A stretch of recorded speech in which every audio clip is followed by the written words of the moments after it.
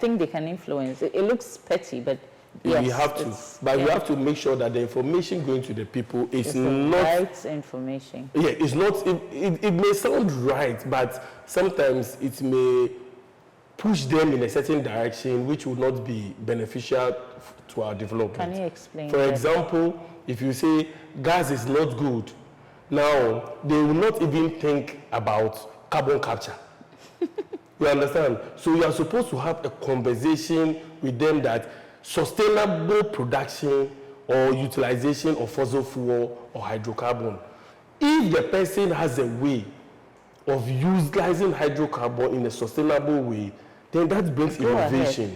But to give them raw information, or they find information on the internet coming from the West, trying to milk Africa or your country, and then putting out there that export all your gas and use solar and wind, and they take it hook, line, and sinker, that you have killed the next generation or the next economic. I mean, nuclear is dangerous, and don't go nuclear, you have killed the next generation. We are supposed to educate them, to make sure that they are open-minded. The bottom line is that we are shifting away from dirty fuel, and we are making sure that whatever exhaust or fumes we are generating is clean.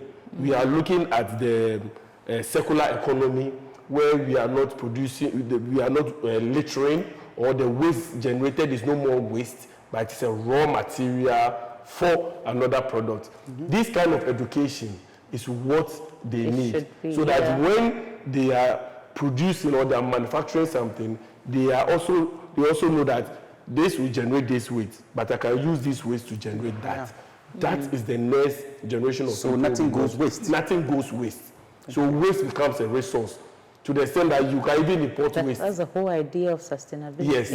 Yeah. Because countries import waste and use it as a raw material. So we can't let our waste. We can't let our waste, become a nuisance onto us in the face of this energy transition, or in the face of this circular economy. So we have to be very intentional about it and make sure that as the whole system, so even it's energy transition that we have to decentralize the implementation of our energy transition. Yeah, I saw some guys who are making, who are producing energy from plastic waste. They said they were producing diesel. Yes, I heard about that as well. From plastic.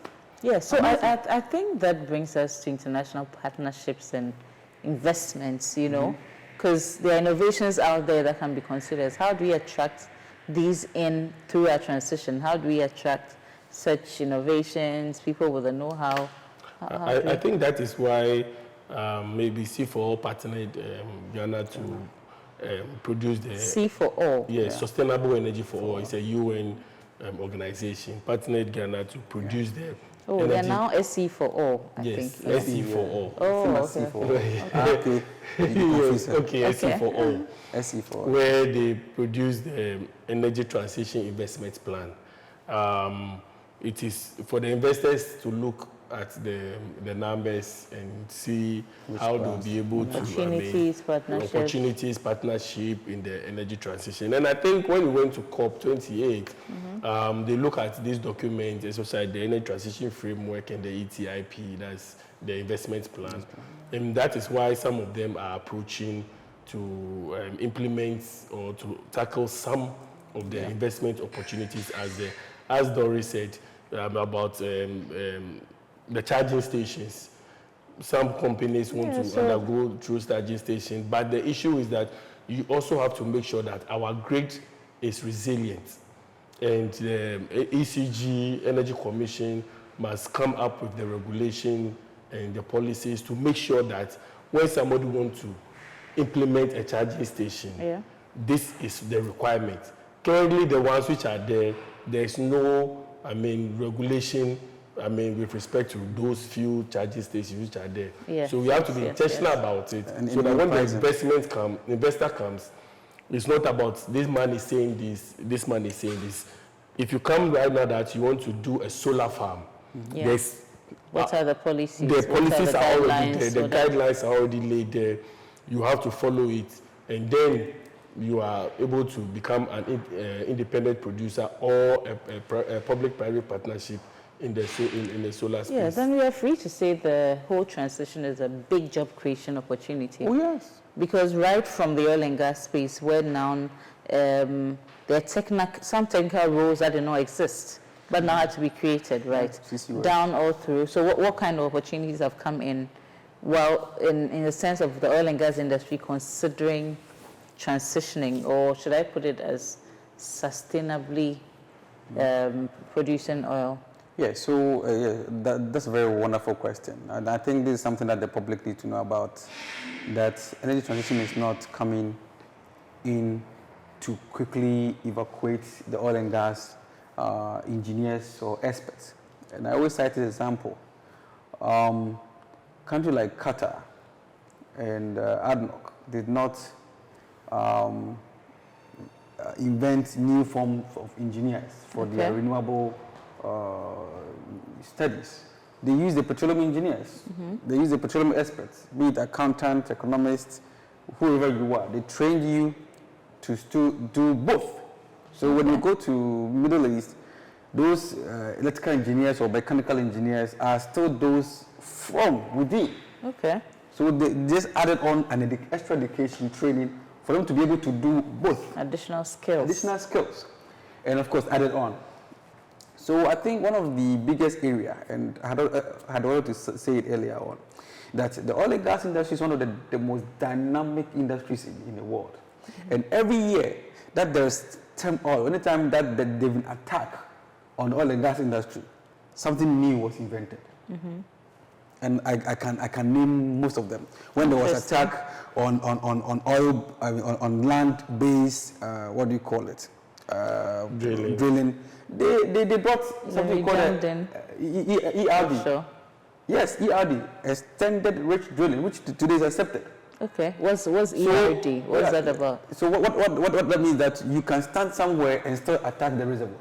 So you don't need to be on the reservoir to drill. Yeah. So you can go to a vantage point, drill into the reservoir and attract. Today is working. Actually, there are actually remote ways of doing it now. Exactly. Because in another conversation, somebody was explaining how even during the COVID period, we had various tech setups in there where that technically permitted somebody to sit in his room at home and then work is happening on the rig. Oh, yes.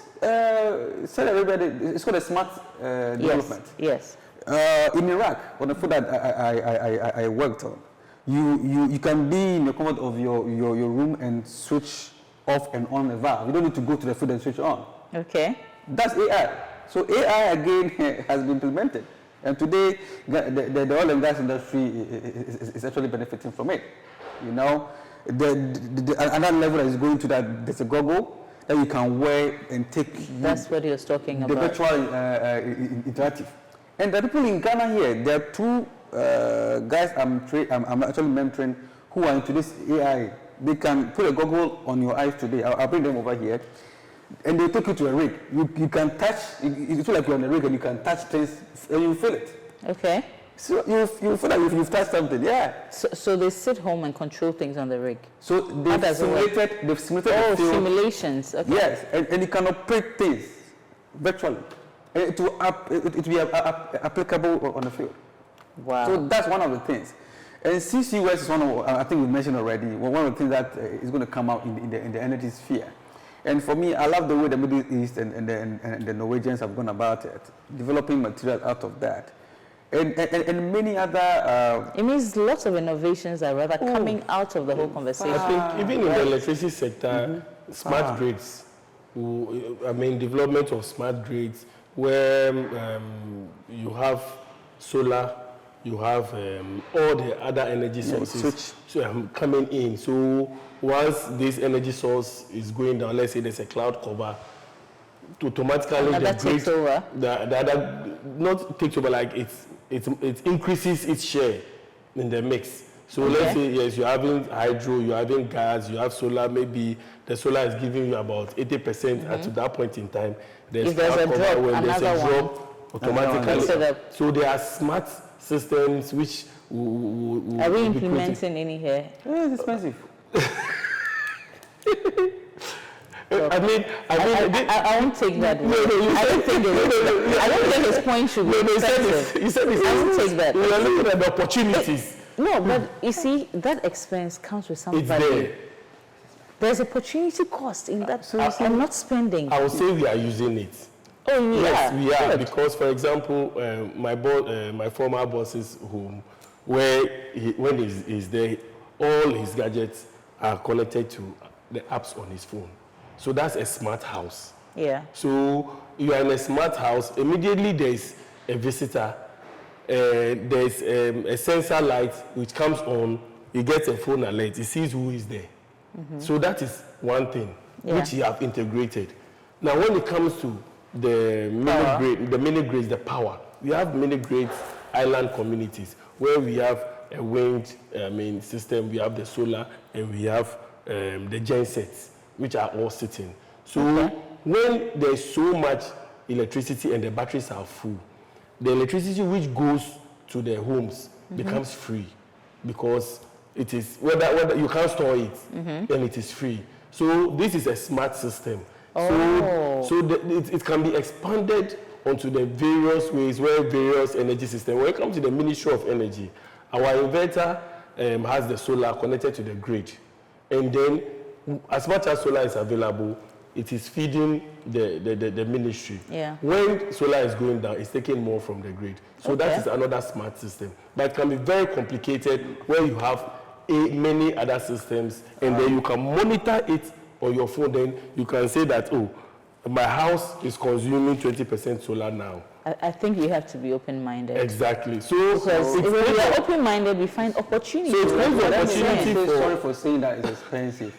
What he's describing is not smart grid. Smart energy systems that can be used for your homes and your offices. I first started with smart grid, and then I don't think that smart grid is in Ghana yet. No, it's not.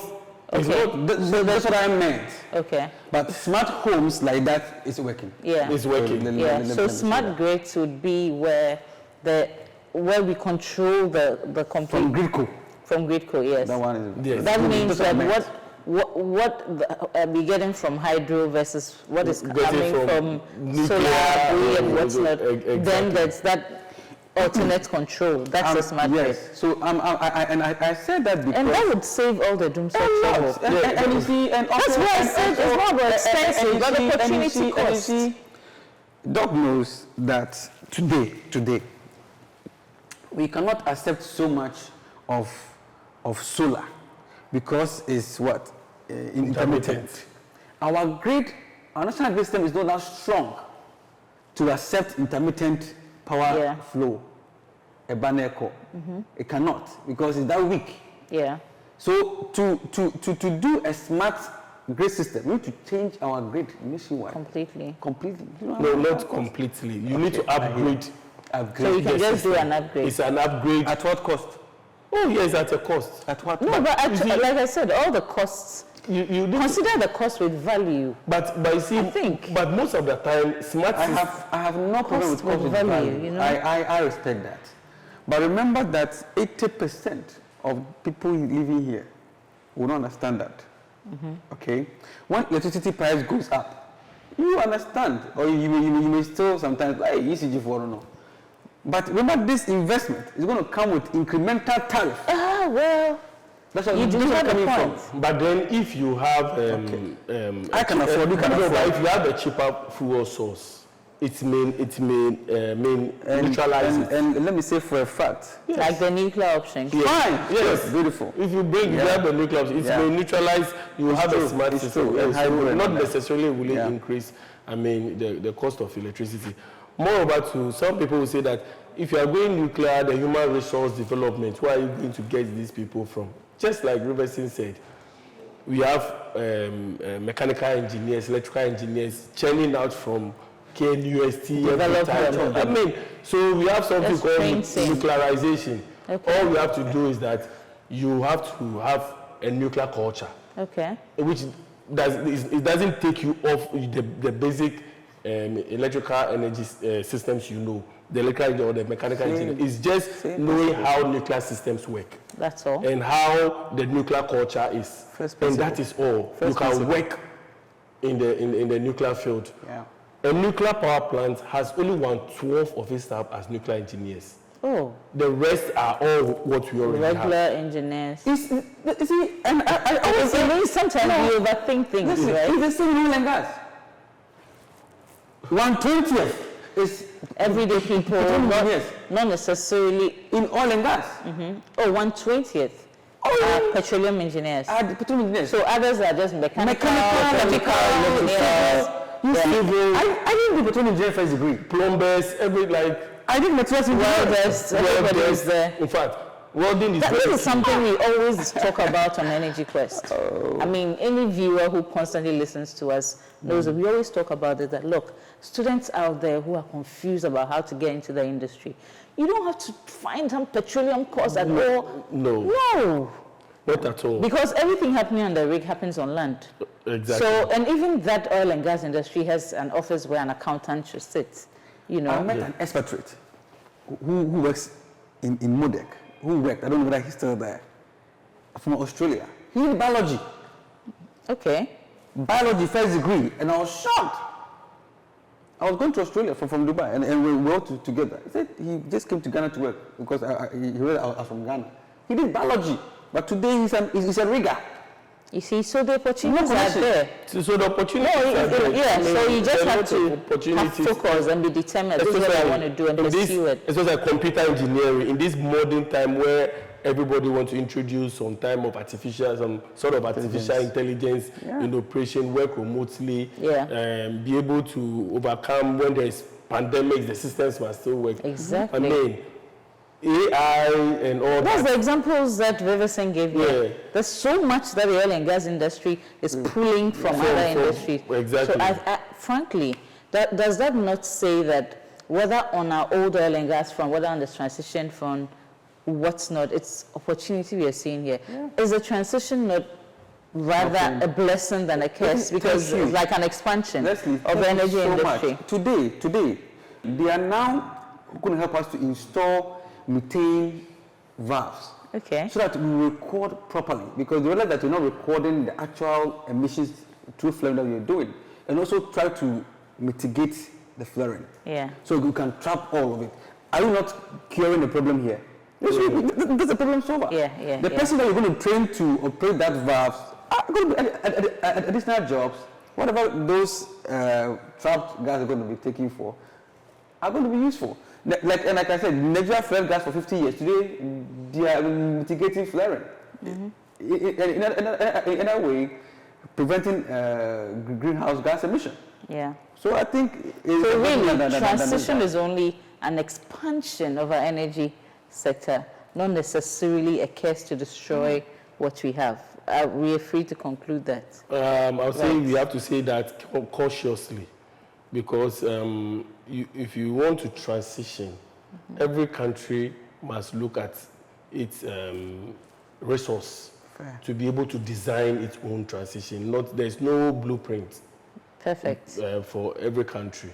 So we have to transition, but in a sustainable manner, in a comfortable way. And no country alone should bear the cost of energy transition. Because the energy transition is a global phenomenon. If you don't transition, you hurt the world. So if you can't transition, you don't have the capacity to transition, you must be supported to transition. Recently, I was reading an article, and the man was so good, said that it's not about any transition, it's about energy addition. Energy addition. Energy addition. Yes. So I don't... No, but really, in a sense, yes, it is. It is, but while we do that, the existing one must not be managed. We're talking about nuclear because of energy transition. It's not energy addition. No, it's not energy addition. Oh, no! What has intrigued or triggered the discussion of nuclear? Nuclear has always been here. Nuclear has always been here. It has always been here. Hydrogen has always been there. But today... But then... No, but the transition conversation... It has sped up. triggered hydrogen. You do have a point there. You know that even I feel there was unrealistic targets for renewables and nuclear when we went to COP. And I don't know how the people say such things, but you want to triple the installed capacity of renewable by 2030.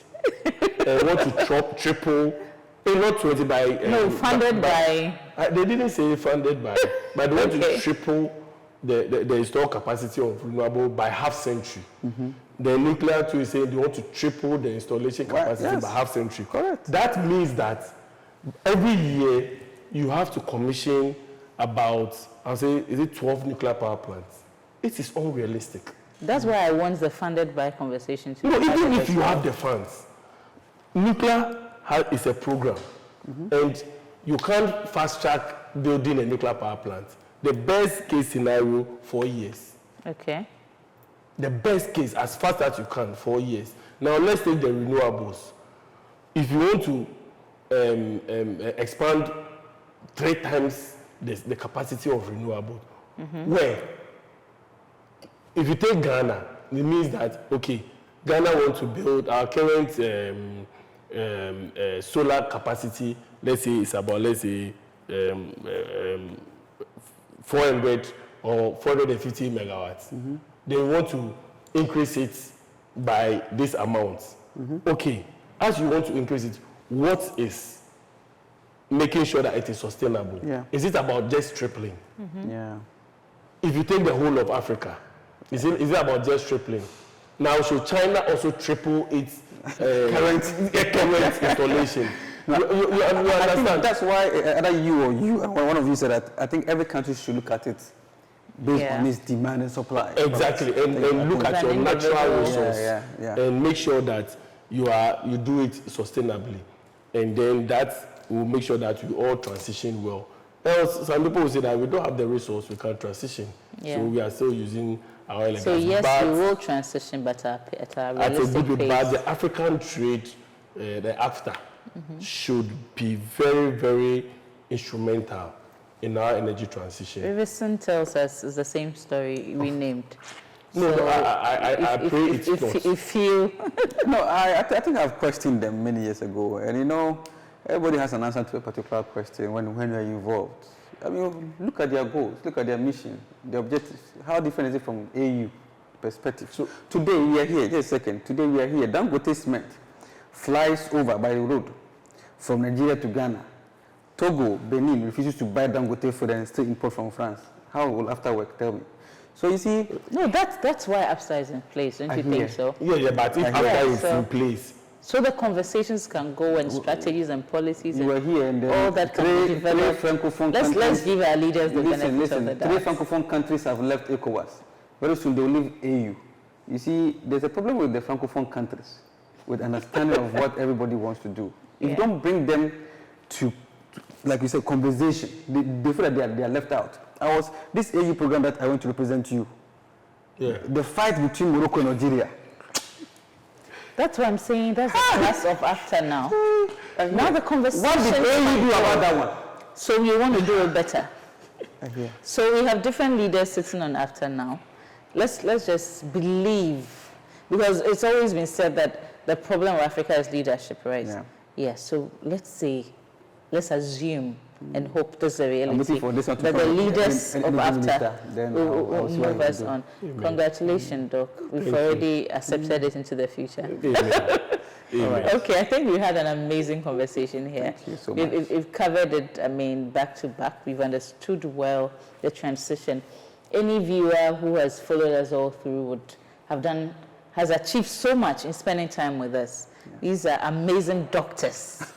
Dr. Riverson Oppong and Dr. Robert Sogbadji. You forgot one Give us Osajifo Dr. Robert Sogbadji.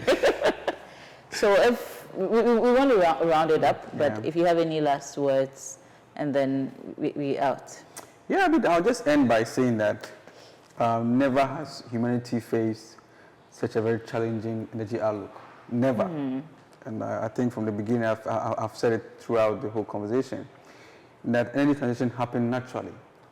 But today, it's happened by Possibly. geopolitics. And this geopolitics is backed by funding issues as far as Africa is concerned and technological issues.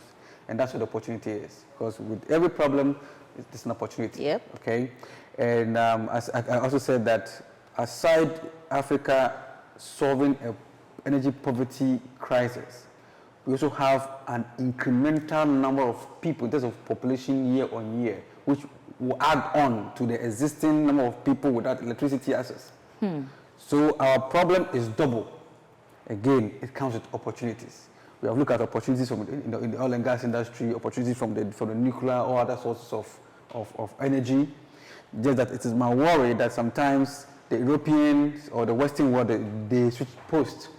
Today, they said hydro is not part of renewable, but I did science, and renewable had solar, had nuclear, had hydro. Why would they treat hydro different from renewable? So I think... But gas is in there. No, gas is not renewable, but gas is also there. Yeah. As non-renewable. Well, it's been accepted. We don't care. But the point is, we should have an understanding that we live in a continent and a country where we have our own basic need. And it's still not economically outstanding that we have electricity just to put our lights and fan on to sleep at night. Yeah. I'm not talking about industrialization. Thank you so much, Lesley. Thank you, Doctor. Okay, I would say that in this time of energy transition, I urge every African country to find a funding source or to get their own funding to design their own energy transition. Because when you rely on development partners to design your energy transition, definitely it may not go according to what is sustainable for their country. And wherever it may be expensive for them to fund it, but I think some African countries like Ghana have gone through it, and we are available to support our brothers and sisters to be able to come out with their own energy transition, because your energy transition must be owned by you, must be sustainable, and you must believe in it, because it is a pathway that is for the betterment of humanity, and we must all adhere to the goal that we want to decarbonize, we want to reduce greenhouse gas emission. How we want to get there is what we want to plan for. If you don't plan it well, you end up running into troubles in terms of increasing your energy poverty, no power for industrialization, and then your economies will get worse. So mostly it's about the policy. Let's get the policy right, and then we'll be able to get there. There's still hope for Africa. Thank you. Thank you. Let's get the policy right. Then we'll be able to get there. That's what Dr. Sogbadji ended with. For me, this has been exciting because we've had interesting banters here, but it's been valuable banters. It's been one that has led us to the true positivity of the energy transition. I don't know how much you have learned, but I have learned so much. And from here, we can all agree that the energy transition is not a curse of a conversation, no. It's a big blessing, but the how and the process, right?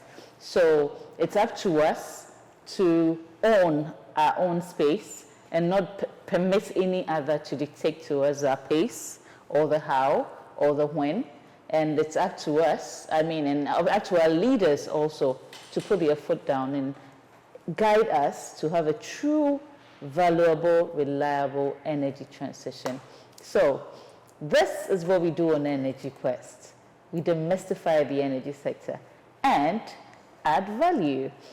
So till we meet again here, ciao.